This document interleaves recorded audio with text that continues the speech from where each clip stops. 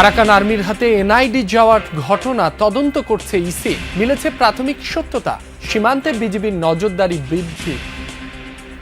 এটা আমি ইনভেস্টিগেট করে দেখি যে বিষয়টা সঠিক কিনা। যদি সঠিক হয় এটা অবশ্যই একটা কনসার্নের বিষয় এবং এটা প্রয়োজনীয় ব্যবস্থা গ্রহণ করা হবে। চট্টগ্রামে প্রবাসীর বাড়িতে গুলি বর্ষণের রহস্য উন্মোচন হয়নি এখনো। চাঁদার দাবিতে হামলার পর থেকে সিসিটিভির ফুটেজ পাচ্ছে না পুলিশ।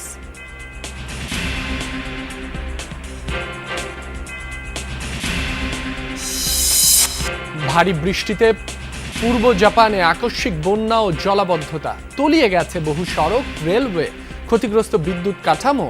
এখন পর্যন্ত 4 জনের মৃত্যু।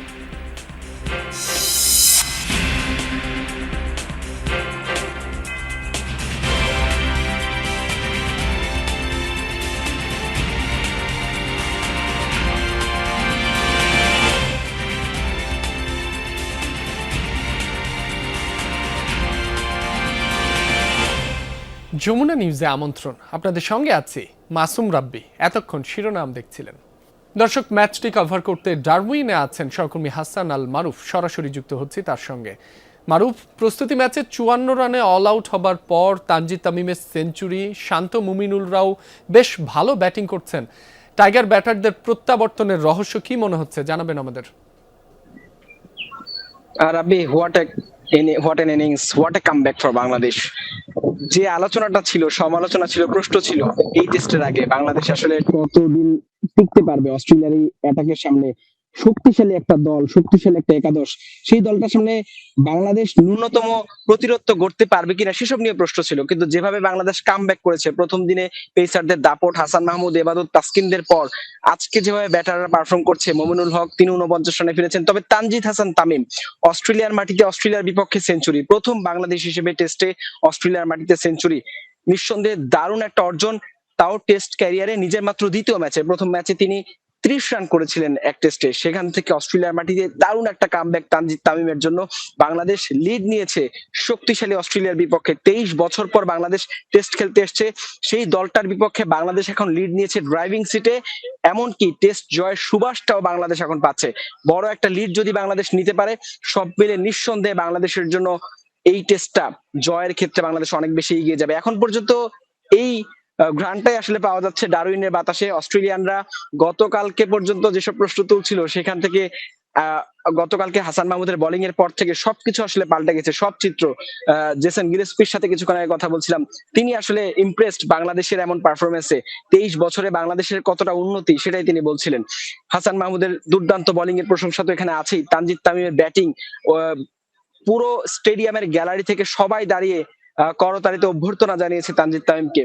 দারুণ আসলে দেখার বিষয়। এবং যারা আমরা এখানে কভার করতে এসেছি, সব মিলে হয়তো 10 জন গণমাধ্যম কর্মী আমরা বাংলাদেশ থেকে এসেছি, সবার জন্য আসলে নিঃসন্দেহে অবশ্যই একটা প্রাউড মোমেন্ট বাংলাদেশ ক্রিকেটের জন্য। টেস্টে নিঃসন্দেহে বাংলাদেশের জন্য একটা ঐতিহাসিক একটা মুহূর্ত। এখন দেখার বিষয় বাংলাদেশ এই টেস্টটা আসলে কতটুকু ধারাবাহিক পারফর্ম করতে পারে, টেস্টটা জিততে পারে কিনা। রাব্বি, মারুফ, আপনাকে ধন্যবাদ। মিয়ানমারের বিচ্ছিন্নতাবাদী সশস্ত্র আরাকান আর্মির কয়েক সদস্যের বাংলাদেশি জাতীয় পরিচয়পত্র প্রাপ্তিতে অনুসন্ধান শুরু করেছে নির্বাচন কমিশন। যমুনা টেলিভিশনের সংবাদ প্রচারের পর এর সাথে জড়িতদের তথ্য সংগ্রহের চেষ্টা চলছে। নিরাপত্তা বিশ্লেষকরা বলছেন, ভিনদেশীদের বাংলাদেশি এনআইডি পাওয়ার ঘটনা পার্বত্যাঞ্চলে নিরাপত্তাকে প্রশ্নের মুখে ফেলেছে। আর অনুপ্রবেশের বিষয়টি খতিয়ে দেখা হচ্ছে বলেও জানিয়েছেন বিজিবি কর্মকর্তারা। রিয়াজ রায়হানের রিপোর্ট। অবৈধভাবে বাংলাদেশে ঢুকে এনআইডি সংগ্রহ করছেন সশস্ত্র আরাকান আর্মির সদস্যরা। গেল বুধবার যমুনা টেলিভিশনে এই সংক্রান্ত সংবাদ প্রচারের পর বিষয়টি নিয়ে তদন্ত শুরু করেছে নির্বাচন কমিশন। এরই মধ্যে তথ্য পাওয়ার দাবি কমিশন সচিবের। কিভাবে হলো, কেন হলো, কিভাবে হলো, কি কারা কারা জড়িত সবটাই দেখবো। এটা না দেখে ছাড়বো নাকি? এটা অবশ্যই দেখতে হবে। এটা তো কোনোভাবেই গ্রহণযোগ্য না। আমরা অনুসন্ধানে আছি, কিছু তথ্য পেয়েছি। তবে নিরাপত্তা বিশ্লেষকরা বলছেন এমন ঘটনা খুবই উদ্বেগের। একই সঙ্গে আরাকান আর্মির অনুপ্রবেশের ঘটনায় সীমান্ত রক্ষী বাহিনীর দায় পুরোপুরি এড়ানোর সুযোগ নেই বলে অভিমত অবসরপ্রাপ্ত মেজর ইমদাদুল ইসলামের। ভেরি আমি বলবো যে এটা ক্রাইম হাই লেভেলের, কারণ এই এনআইডি দিয়ে সে পাসপোর্ট নিয়ে ফেলবে, এই এনআইডি দিয়ে বাংলাদেশের নাগরিকত্ব দাবি করবে, এই এনআইডি দিয়ে সে ড্রাইভিং লাইসেন্স নিয়ে ফেলবে, এই এনআইডি দিয়ে সে অবারিতভাবে বাংলাদেশের যে কোনো অঞ্চলে ঘোরাঘুরি করবে, সেখানেও একটা জাতীয় নিরাপত্তার হুমকি সৃষ্টি হয়ে থাকবে, আশঙ্কা থাকবে। তাদেরকে নজরদারি শুধু বাড়ানোর মাধ্যমে তাদের কাছ থেকে জানতে হবে তারা কিভাবে এই এনআইডিগুলো সংগ্রহ করে, কারা এর পেছনে আছে, কারা ইন্ধন দিচ্ছে। এটা এমন না যে হুট করে একজন আরাকানের লোক এখানে আসছে একটা এনআইডি দেওয়ার জন্য। বান্দরবানের থানচি থেকে মিয়ানমার সীমান্ত পর্যন্ত অন্তত 5টি বিওপি রয়েছে বিজিবির। এর মধ্যে মদক ও রিমাক্রি এলাকায় একসময় আরাকান আর্মির অবাধ যাতায়াত ছিল বলে অভিযোগ আছে। বিজিবি কর্মকর্তারা বলছেন তারা নজরদারি বাড়িয়েছেন। এই তথ্যটি আমার কাছে আপনার নতুন এসছে। এটা আমি ইনভেস্টিগেট করে দেখি যে বিষয়টা সঠিক কিনা। যদি সঠিক হয় এটা অবশ্যই এটা কনসার্নের বিষয় এবং এটা প্রয়োজনীয় ব্যবস্থা গ্রহণ করা হবে। পার্বত্যাঞ্চল হওয়ায় মিয়ানমার সীমান্তে প্রযুক্তিগত সক্ষমতা আরও বৃদ্ধির চেষ্টা চলছে বলেও জানান এই বিজিবি কর্মকর্তা।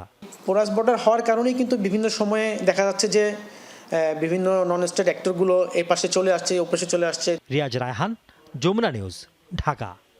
রাজধানীর হাম ও ডেঙ্গু পরিস্থিতি জানাতে মহাখালী ডিএনসিসি ডেডিকেটেড কোভিড হাসপাতাল থেকে যোগ দিচ্ছেন সহকর্মী তানজিম শাফিন। শাফিন, হাসপাতালে হাম ও ডেঙ্গু আক্রান্ত রোগীদের কি অবস্থা দেখছেন, হাসপাতাল কর্তৃপক্ষ কি বলছে জানাবেন আমাদের। রব্বি, মহাখালী ডিএনসিসি ডেডিকেটেড হাসপাতালে আমরা সকাল থেকেই দেখেছি যে নতুন কিছু রোগী আসছেন, তবে নতুন রোগী আসার সংখ্যাটা কমেছে। এখানে মোট 500 শয্যার বেশি রয়েছে হাম আক্রান্ত রোগীদের জন্য বিশেষায়িতভাবে, তবে সেখানে 300-র বেশি রোগী ভর্তি আছে, অর্থাৎ 200-র মতো শয্যা খালি পড়ে আছে। অর্থাৎ বুঝতেই পারছেন যে হামের প্রাদুর্ভাব কিছুটা হলেও যে কমতে শুরু করেছে তার একটি প্রতিফলন এই হাসপাতালতে পাওয়া যায়। তবে এখনো পর্যন্ত সারা দেশ থেকে রোগী আসা বন্ধ হয়নি। আমরা এখানে শিশু ওয়ার্ডে এসে যে চিত্র দেখেছি, এখানে বেশিরভাগ রোগী ঢাকার বাইরে বিভিন্ন জেলা থেকে এসেছেন এবং সেখানে তারা দেখা গেছে স্থানীয় যে হাসপাতালগুলো রয়েছে সেখানে কয়েকদিন চিকিৎসাও নিয়েছেন এবং চিকিৎসার পরবর্তীতে তারা যখন বুঝতে পারেন যে শিশু বা সেই রোগী হাম আক্রান্ত হয়েছে, যখন সেই ফুসকুড়ি বা র্যাশ দেখা দেয়, তখনই তারা নিশ্চিত হতে পেরে ঢাকায় বিভিন্ন হাসপাতালে আসার চেষ্টা করেন এবং সেখান থেকে আসলে পরবর্তীতে মহাখালী ডিএনসিসি হাসপাতালে তাদেরকে রেফার করে দেওয়া হয়। তো এখানে যেটি গুরুত্বপূর্ণ বিষয় রাখবে যে এখনো পর্যন্ত হাম আক্রান্ত রোগীর সংখ্যা কিছুটা কমলেও যেই সংকটাপন্ন রোগীর সংখ্যা সেটি কিন্তু প্রায় আগের মতো থেকে গেছে। আমরা এখানে 56টি এইচডিও বা হাই ডিপেন্ডেন্সি ইউনিট রয়েছে যেখানে বিশেষায়িত চিকিৎসা দেওয়া হয়। সেই হাই ডিপেন্ডেন্সি ইউনিটগুলোতে আমরা দেখেছি যে 56টি শয্যার মধ্যে 53টি শয্যায় এখনো পর্যন্ত রোগী রয়েছে এবং এখানে আপনারা দেখতে পাচ্ছেন যে যেই শিশুরা হামাক্রান্ত হয়েছে তাদের মধ্যে আরেকটি তথ্য হচ্ছে যে 9 মাস বয়সের কম বয়সী শিশুরা হামে আক্রান্ত হচ্ছেন, যেটি খুবই অ্যালার্মিং। কারণ 9 মাস বয়সে মূলত তাদের যে মিজলস ভাইরাসের যে টিকাটি সেটি নেয়ার কথা, যদিও এবছর সেই সংখ্যাটি কমিয়ে দিয়ে তারা আগে থেকেই সরকার টিকা কার্যক্রম শুরু করেছে। তবে আমরা যে চিত্র দেখেছি যে এখানে আসা বেশিরভাগ রোগীরই বয়স দেখা গেছে যে 3 মাস থেকে 9 মাসের ভেতরে এবং এই শিশুরা যখন হাম আক্রান্ত হচ্ছে তারা খুব সহজেই নিউমোনিয়া সহ আরও নানা শারীরিক জটিলতার মধ্যে পড়ছে এবং তাদের সেই চিকিৎসা নিতে হচ্ছে, সমন্বিত একটি চিকিৎসা নিতে হচ্ছে। তো এখনো পর্যন্ত আসলে মহাখালী ডেডিকেটেড হাসপাতালে এই ছিল আমার কাছে। রাব্বি। শাফিন, আপনাকে ধন্যবাদ। হাসপাতালে আনার পর মৃত্যু নিশ্চিত হলেও বেশিরভাগ ক্ষেত্রেই দেওয়া হচ্ছে না ডেথ সার্টিফিকেট, বরং স্বজনদের দ্রুত মরদেহ নিয়ে চলে যেতে দেওয়া হচ্ছে তাগাদা। এতে হারিয়ে যাচ্ছে হাসপাতালে আনার প্রমাণও। কেন এমন হচ্ছে, অনুসন্ধানে বেরিয়ে এসেছে চাঞ্চল্যকর কিছু তথ্য। রহিমের ক্যামেরায় মশিউর অনিকের রিপোর্ট।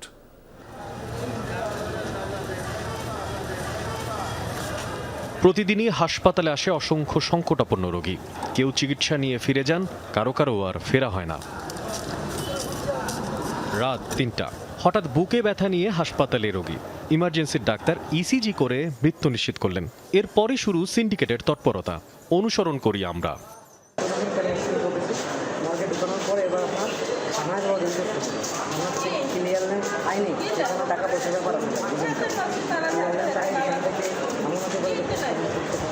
হাসপাতালের ওই ওয়ার্ড বয় আমাদের দ্রুত মরদেহ নিয়ে হাসপাতাল ছেড়ে যাওয়ার পরামর্শ দিচ্ছেন, সাথে পৌরসভা বা অন্য কোথাও থেকে সনদ নেওয়ারও পরামর্শ তার।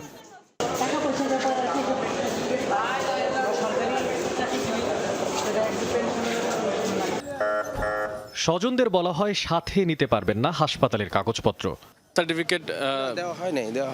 যে কাগজটাতে আপনি সিগনেচার করেছেন সেই কাগজটা আপনাকে দিয়েছে? না ওটা উনি রেখে দিছে। ওইটাই তো ইসিজির কাগজ। উনি তো রেখে দিছে ওটা। অর্থাৎ হাসপাতালে আনার কোনো আনুষ্ঠানিক রেকর্ড রোগীর স্বজনদের হাতে থাকবে না। কি জবাব হাসপাতাল ইমার্জেন্সির? জানি না, কিন্তু একটা ছবি দিতে বললে আমাদের আইন নেই, তাহলে আমরা বলবো যে হাসপাতালে আনা হয়নি। এবার সাংবাদিক পরিচয় জানতে চাই, কেন দেওয়া হয় না কোনো কাগজপত্র?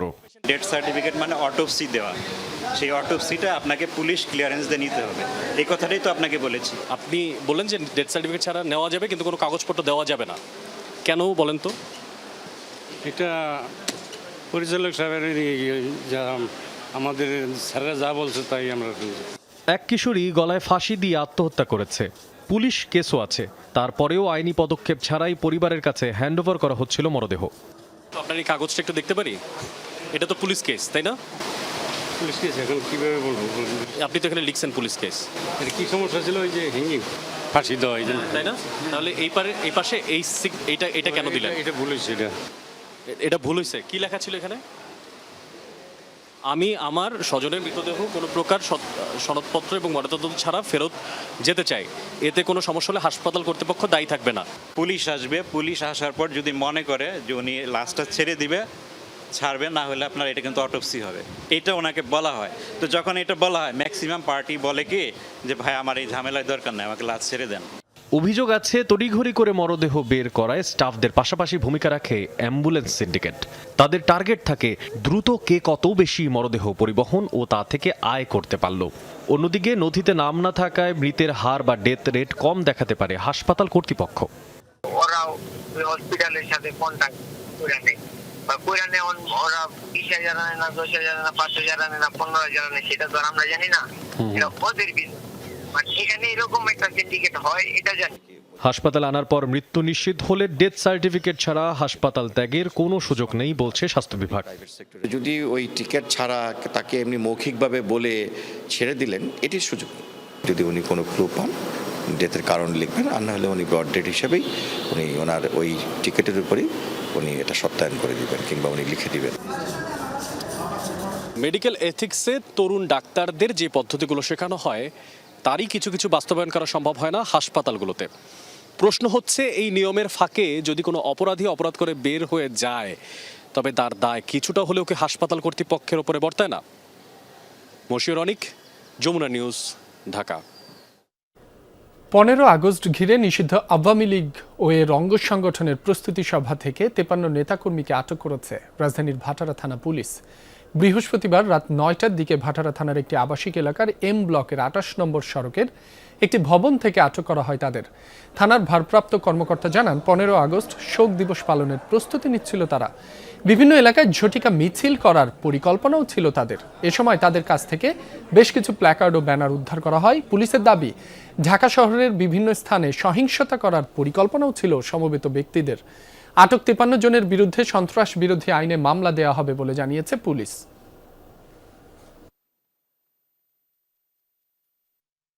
70-80 জন লোক সমবেত হয়েছিল, যেখান থেকে আমরা 53 জনকে গ্রেপ্তার করতে পেরেছি এবং কিছু লোক তারা পালিয়ে গেছে। এখানে এগুলো আমাদের জানার বিষয় যে পরবর্তীতে কারা কারা এর সঙ্গে ইনভলভ ছিল, কারা অর্থায়ন করেছে এবং কারা পরিকল্পনাকারী, মূল পরিকল্পনাকারী কারা, এবং আমরা যাদেরকে গ্রেপ্তার করেছি তাদের কাছ থেকে এই তথ্যগুলো আমরা পরবর্তীতে জানতে পারলে আপনাদেরকে জানাবো। অর্ধ কোটি টাকা চাঁদার দাবিতে চট্টগ্রামে প্রবাসী ব্যবসায়ীর বাড়িতে গুলিবর্ষণের ঘটনার রহস্য উন্মোচন হয়নি 4 দিনেও। সিসি ক্যামেরা নষ্ট থাকায় সশস্ত্র সেই দুজনও শনাক্ত হয়নি। ঘটনার ধরন দেখে তারা শীর্ষ সন্ত্রাসী সাজ্জাদ খানের সহযোগী বলে সন্দেহ পুলিশের। এদিকে একের পর এক এমন ঘটনায় আতঙ্ক বাড়ছে চট্টগ্রামে। তোর জীবন বৃত্তান্ত বড় ভাইয়ের কাছে আছে, ভাইয়া হই দিয়ে দেয় ভালো ভালো কথাবার্তার ভিতরে 50 লাখ রেডি করে দিবার লাই একবারে সেইভাবে স্বাধীনভাবে অবস্থায় বললেই, নইলে প্রত্যেক জায়গার ঘটনা তারা সুন্দর মতো বুঝাই দিতে হইয়ে 24 ঘন্টা সময় দিয়ে দা হালিয়ে রাতিয়ে তো হালিয়ে রাতে তুমি কল রিসিভ করতে না লাগবে, ঠিক আছে না? ফোনে 50 লাখ টাকা চাঁদা দাবির কয়েক ঘন্টার মধ্যেই চট্টগ্রাম নগরীর হামজারবাগে এই ভবন লক্ষ্য করে 2 রাউন্ড গুলি ছোড়ে দুর্বৃত্তরা, যার চিহ্ন এখনো স্পষ্ট ভবনটির মূল ফটকে। ঘটনাটি ঘটে সোমবার রাতে। ভবনের নিরাপত্তা কর্মী জানান 2 যুবক এসে প্রথমে বাড়ির মালিকের খোঁজ নেন, পরে ভবনের গেট বন্ধ করতে বলে। এরপরই ভবন লক্ষ্য করে গুলি করে পালিয়ে যায় তারা। আমরা বলছিলাম এখন সব বের হলো ওয়াফাত দেয় না, হয়তো না জানি জমিদার আমি না জানি ওদের এখানে ওই আন্তর্ভাগত ঘটনা হয়েছে, এখানে মানে গেটটা বান্ধি দিও আগে গেট মানে ইঞ্জিত থেকে আগে গেট বান্ধি গেট বান্ধে আনি থাকছে আজ তারা ফট করে নিয়ে নিয়ে দুম দুম গুলি করে গিয়ে। ভবনটির মালিক মোহাম্মদ ইউসুফ, তার 2 ছেলে প্রবাসী ব্যবসায়ী। তিনি জানান ছেলের কাছে 50 লাখ টাকার চাঁদা দাবির বিষয়টি প্রথমে তেমন গুরুত্ব দেয়নি, তবে বাড়িতে গুলির পর এখন আতঙ্কে পরিবারটি। 50 লাখ টাকা দিয়ে দাও, টাকা কিনতে তোমার এত টাকার মালিক, ওদের বিল্ডিং আছে, এমন ইলবি ফ্ল্যাট আছে, এইভাবে বলছে আমাদেরকে। তো আমরা তো লিগেল আছে, আমরা কি করছি না, আমরা এখানে আমরা কষ্ট করে বিদেশে ছিলাম, আমার 40 বছর আমি সৌদি আরব ছিলাম, আমার কষ্ট ফসল এগুলো বয়স দিছিল, এই বয়সে আমাকে ফোয়া করে এইরকম কথা এই শুনে কী বলে 50 লাখ টাকা দেওয়ার জন্য, মানে এইরকম আমাদের এখানে। তো ফলার বলছি বাধ্য, এটা কে করেছে যাবে করে তোলে, এটাকে বন্ধ করে দেওয়া। পলাতক শীর্ষ সন্ত্রাসী বড় সাজ্জাদের সহযোগীরা সম্প্রতি চট্টগ্রামে একাধিকবার এমন ঘটনা ঘটিয়েছে। এবার হামজারবাগে একই ধরনের ঘটনায় আতঙ্কিত এলাকার মানুষ। আমরা পাশাপাশি থাকি, ভবনে থাকি, প্লাস আমার মেডিসিনের দোকানটা পাশাপাশি, অবশ্যই আতঙ্কিত আছে, আমরা ভয়ে আছি। এটা আইনশৃঙ্খলার অবনতি না, আইনশৃঙ্খলার অবনতি না হলে কেমন। আর যারা অপরাধী আজ পর্যন্ত কোনো অপরাধীর কি বিচার হচ্ছে? সবার মনের মধ্যে ভয় আছে, কখন আমাদের বাসায় এসে আমাদেরকে গুলি করে বসে, সবার মনের মধ্যে ভয় ভয় কাজ করতেছে। কালকে যেভাবে ওদেরকে গুলি করে গেছে, এটা একটা ভয়ঙ্কর ব্যাপার। পুলিশের দাবি হুমকি দেওয়ার ধরন ও কৌশল অনেকটাই মিলে যাচ্ছে বড় সাজ্জাদ গ্রুপের চাঁদাবাজির পদ্ধতির সঙ্গে। যদিও হামজারবাগের ঘটনায় এখনো কাউকে শনাক্ত করা যায়নি, অন্ধকার থাকায় সিসি ফুটেজও নেই। সাজ্জাদ বা সাজ্জাদের গ্রুপের নামটা তো ঘুরে ফিরে আসতেছে। মোবাইলে ফোন করে চাঁদা দাবি নতুন কোনো কিছু না, এটা সারা দেশে এটা হচ্ছে, বিভিন্ন জায়গায় আমাদের সিম্পিত হয়েছে। যারা অপরাধী বা যারা ঘটনা ঘটিয়েছে তাদেরকে চিহ্নিত করে গ্রেপ্তারের জন্য আমাদের জোর তৎপরতা চলছে। চলতি বছরের জানুয়ারি ও ফেব্রুয়ারিতে 10 কোটি টাকা চাঁদা দাবিতে চন্দনপুরায় শিল্পপতির বাড়িতে গুলি করে সন্ত্রাসীরা। জুলাই মাসে বাকুলিয়ায় ইন্টারনেট সেবাদান প্রতিষ্ঠানে তাণ্ডবেও উঠে আসে বড় সাজ্জাদ গ্রুপের নাম। ওই ঘটনায় গ্রেপ্তার হয় সাজ্জাদের সহযোগী শীর্ষ সন্ত্রাসী ডেভিড ইমন। শহীদুল সুমন, যমুনা নিউজ, চট্টগ্রাম। মাদকের সাথে সম্পৃক্ত থাকার অভিযোগে চাঁদপুরের শাহরাস্তি মডেল থানার 5 পুলিশ সদস্যকে সাময়িক বরখাস্ত করা হয়েছে। গত রাতে চাঁদপুরের পুলিশ সুপার মোহাম্মদ মিজানুর রহমান এ তথ্য জানান। বলেন, এ বিষয়ে সত্যতা পাওয়ার পর তাদের সাময়িক বরখাস্ত করা হয়। এর আগে 28 জুলাই শাহরাস্তি উপজেলার মাদক ব্যবসায়ী মিজানুর রহমানকে আটক করে স্থানীয়রা। পরে তার মোবাইলে পুলিশের কয়েকজন সদস্যের সাথে কথোপকথন, অর্থ লেনদেন সহ বিভিন্ন তথ্যের অভিযোগ উঠে। পুলিশের সাথে মাদক ব্যবসায়ীদের যোগ থাকার অভিযোগ নিয়ে প্রশাসনের পক্ষ থেকে তদন্ত করা হয়। পুলিশ সুপার আরও বলেন, প্রাথমিক তদন্তে অভিযোগের সত্যতা পাওয়ায় এ সিদ্ধান্ত নেওয়া হয়। চূড়ান্ত তদন্তে তারা অভিযুক্ত প্রমাণিত হলে তাদের বিরুদ্ধে বিভাগীয় ব্যবস্থা নেওয়া হবে। আন্তর্জাতিক প্রসঙ্গ, মার্কিন বিমানবাহী রণতরী ইউএসএস আব্রাহাম লিঙ্কনের দুর্দশার খবরে অবশেষে মুখ খুললেন প্রতিরক্ষা মন্ত্রী পিট হেগসেথ।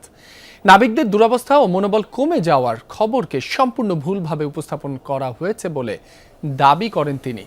বৃহস্পতিবার পানামা সফরকালে সাংবাদিকদের সঙ্গে আলাপকালে এমনটা জানান পিট হেগসেথ। দাবি করেন, দীর্ঘ ও কঠিন মিশনেও প্রতিটি ক্রুকে প্রয়োজনীয় সব ধরনের সহায়তা দেওয়ার চেষ্টা করছে মার্কিন সামরিক বাহিনী। এ সময় দীর্ঘ সময় সমুদ্রে থাকা নাবিকদের প্রতি শ্রদ্ধা ও কৃতজ্ঞতা প্রকাশ করেন মার্কিন প্রতিরক্ষা মন্ত্রী। মার্কিন বিমানবাহী রণতরী আব্রাহাম লিঙ্কন ঘিরে যেন ধোঁয়াশা কাটছেই না। দীর্ঘ 8 মাসের অভিযাত্রায় খাবার রসদের ঘাটতি তো ছিলই। এবার খবর মিলেছে সাগরে ঝাঁপ দিয়ে নাবিকদের পালানোর প্রচেষ্টার। রণতরীটিতে থাকা নাবিকদের পরিবারের বরাতে একাধিক সামরিক সংবাদ মাধ্যম সেই দাবি করেছে। এই ইস্যুতে ক্ষুব্ধ মার্কিন রাজনীতিকরাও তদন্ত চেয়ে চিঠি দিয়েছেন প্রতিরক্ষা মন্ত্রীর কাছে। সমুদ্রে ভেসে চলার ২৫০রও বেশি দিন, সবশেষ মাটিতে পা পড়েছিল ৭ মাস আগে। এর মধ্যে গেল ৫ মাসই যুদ্ধকালীন পরিস্থিতি। ফলস্বরূপ ২৪ ঘন্টার বেশিরভাগ সময় কাটাতে হয় দায়িত্ব পালনে।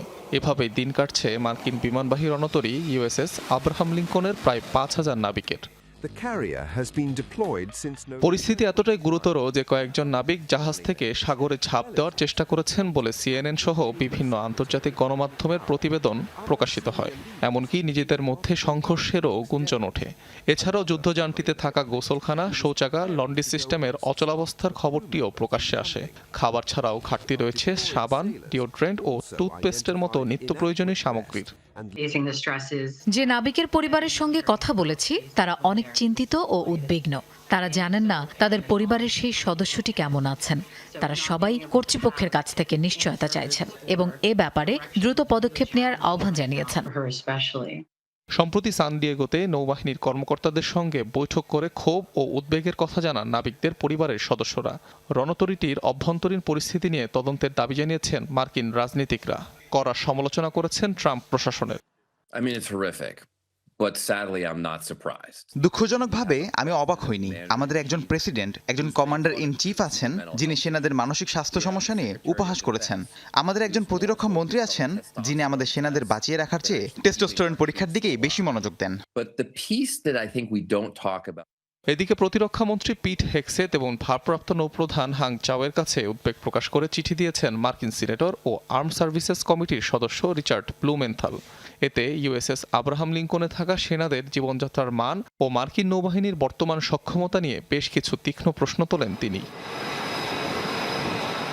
2025-এর 21শে নভেম্বর থেকে সাগরে ইউএসএস আব্রাহাম লিঙ্কন। এর মধ্যে মাত্র 2 দিন তীরে কাটানোর সুযোগ পেয়েছেন রণতরীটির নাবিকেরা। তবে এর চেয়েও বেশি 326 দিন সাগরে মোতায়েন ছিল ইউএসএস জেরাল্ড আর ফোর্ড। কিন্তু 11 মাসের অভিযাত্রায় বেশ কয়েকবারই ভূমির সংস্পর্শ পেয়েছিল নাবিকেরা।